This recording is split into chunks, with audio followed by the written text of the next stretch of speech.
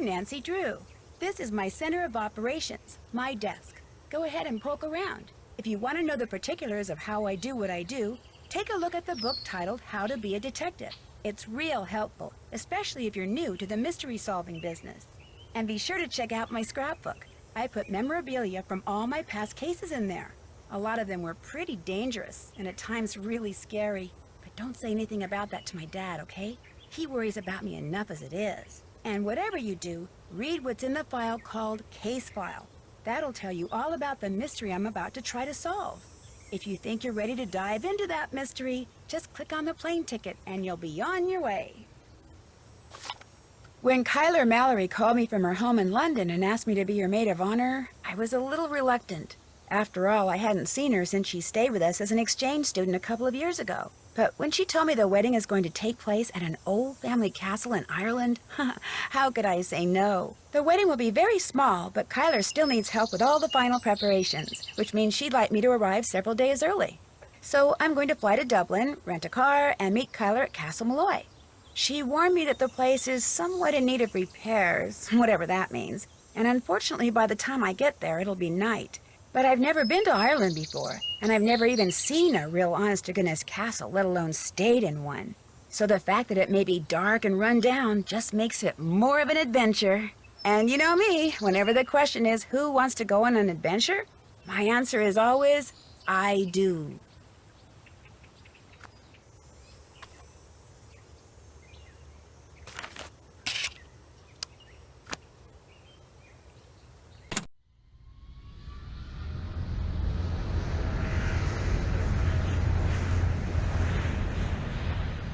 Preparation for our landing. Please make sure your seatbelt is securely fastened. Thank you. So your plane was on time, your luggage arrived, your rental car was waiting, everything went without a hitch? Yep, and according to Kyler's directions, I'm within 2 kilometers of Castle Malloy. Now stop worrying about me and get over to the Dunhills. What time is it there? Around 2. The party just started. It's gonna go all day, so I've got plenty of time. Are you driving?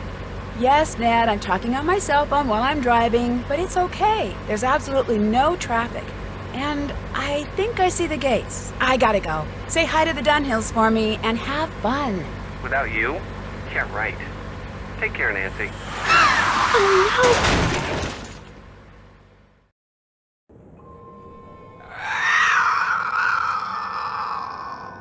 no! What was that?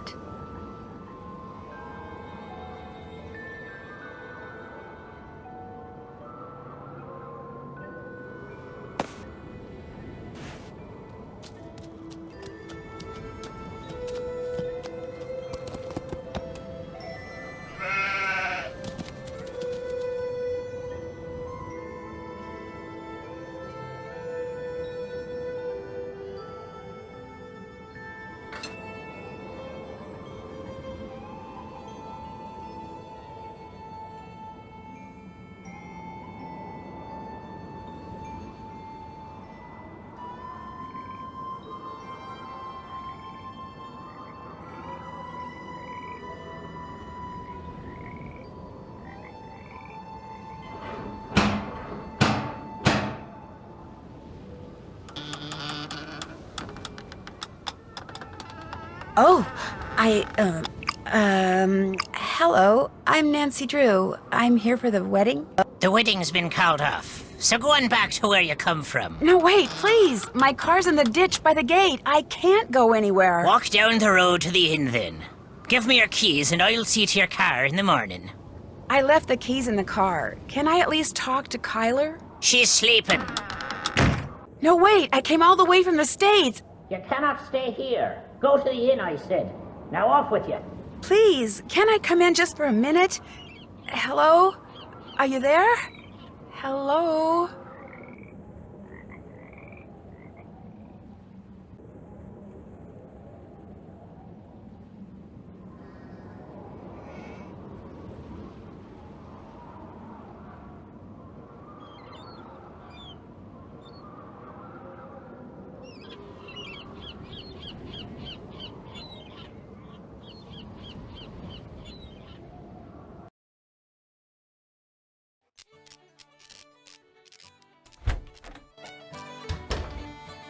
Right with you, miss.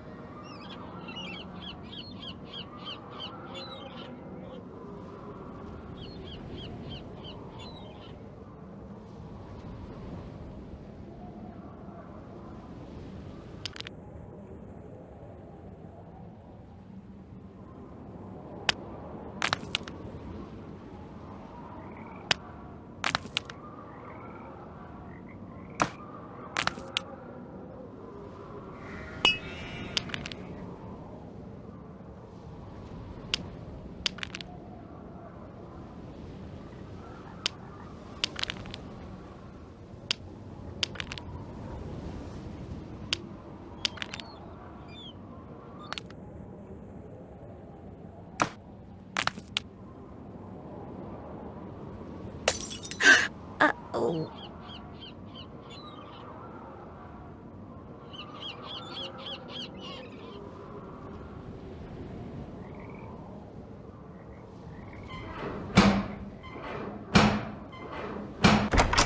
Deaf are you now?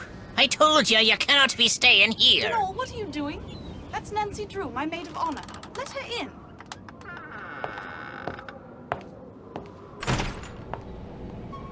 Matt's disappeared? How can somebody you came all the way out here with to marry just disappear? He hasn't disappeared for good. You have to understand, Matt's a bit of a prankster, and the wedding is still days away. He disappeared as a prank? He adores getting people in a tizzy. I do think he's pushing the envelope this time, but he'll show up. Mind you, it may not be till I've started down the aisle, but he'll show, saying he just wanted to make this a wedding no one shall ever forget. Why did that man at the door tell me the wedding was off? That was the caretaker, Donald Delaney. Not Donald, mind you. There's no D at the end, so it's pronounced Donal. That's the way you're supposed to spell it, which is to say that's the way the Irish spell it. Proud of his heritage, huh? Indeed. Which would be tolerable if his love for the Irish wasn't accompanied by an abiding distaste for the British. Now, he rather likes me, but that's only because he considers me to be Irish, since I'm directly related to the man who used to own this place. When it comes to my British fiancé, Donald detests him, which is why he was so quick to tell you the wedding's off. He wants it to be off. He came right out and said, if I am to be married in Castle Malloy, it simply must be to an Irishman. Said my marrying a Brit would upset the fairy people, or whatever he calls them. Do you have any idea where Matt disappeared to? No, but I know he didn't go far. The fact is, sometimes I hear him. You know, his voice. It's very faint and muffled, but it sounds like he's calling to me, saying things I can't quite make out, teasing me, the lout. So I know he's somewhere close by. He'll be here for the wedding. I'd stake my life on it. Of course, I remember well your penchant for solving mysteries, so if you want to give this one a go, by all means do. You could start in the nursery. It's down the hall. That's where Matt had set up his cot and was spending most of his time. Find him, Nancy. Having my maid of honor ruin this silly vanishing trick of his would teach him a lesson he sorely needs. Someone ran out in front of my car on my way here and caused me to drive into a ditch. Are you all right? Me, I'm fine. My car and my cell phone, not so good. And I'm pretty sure whomever I saw dropped this. Looks like some kind of homemade doll. The clothes. It looks like Matt. And that's his ring. What did the person who dropped this look like? I didn't really get a good look. It was dark and I was distracted and it moved so fast. Frankly, I'm not even sure if what I saw was a person. Donal, the caretaker. When we realized Matt was gone, straight away Donal claimed Matt had been kidnapped by fairies. which is of course utterly ridiculous. It was probably Matt himself you saw, tricked out in some costume and leaving that doll behind just to confound us. Well, I do hope he's enjoying himself, because as soon as we're married, that will be that. No more practical jokes. Ever. Does it bother you to be here all by yourself? Actually, Matt's best friend Kit Foley is here too. He set up a cot in the Great Hall downstairs. When did he arrive? We all came out together. Where does Mr. Delaney live? All I know is he comes at dawn and leaves at sunset. I can't fathom what he does all day, but he always seems to be puttering away at something. When he's not working, he spends most of his time down the road at the Screaming Banshee Inn. Who pays him? My grandfather's estate. Apparently, Grandpapa considered Donal to be as much a part of Castle Malloy as those mouldy old tapestries you see everywhere. I should let him go. All he ever talks about are banshees and fairies and leprechauns, and he can be quite obstinate, as you saw at the door. But if Grandpapa saw fit to put up with him all those years, I suppose I can too. When you said you sometimes hear Matt, where are you when that happens? In here? In here, in the nursery, sometimes outside. His voice is always very muffled and very, very faint, so I can never tell where it's coming from or what he's saying. But it's Matt, I'm sure of it. And you've looked all over for him? When it became apparent he was missing, we searched everywhere, for hours. We were afraid he'd gone wading and drowned or something, or wandered into the bog, or gotten lost out on the moor. But we found no footprints, no clothes lying around, nothing. So when I heard his voice, it dawned on me he was playing one of his outlandish pranks. I was furious with him, but truth be told, it was also a bit of a relief. What are you doing in here, if you don't mind my asking? Reading. About myself, in a way. You see, until my grandpapa died and left me this place, not only did I have no idea that this castle existed, but I had no idea my real name was not Mallory, but Malloy. Apparently, Grandpapa changed his name 50 years ago, so no one would find out he was Irish.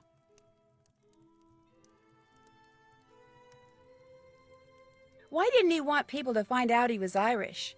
I think it had something to do with his brother, Brendan, the man who owned this place and was living here when it exploded during World War II. He was rumored to have been a double agent, supposedly doing top-secret research for the Allies, but in truth passing his findings on to the Axis.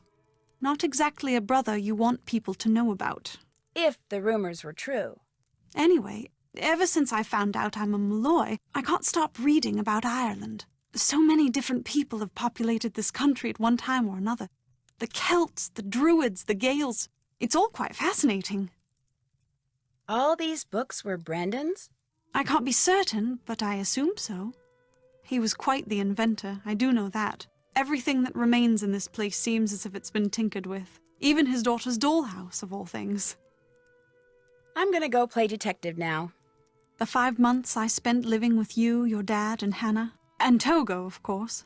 That was a very happy time for me, Nancy. I can't tell you how thrilled I am you're here. I get to see you again, and I get to see Ireland? I'm the one who's thrilled, believe me. Let me know if there's anything else I can do for you. I'm your maid of honor, remember? I haven't forgotten.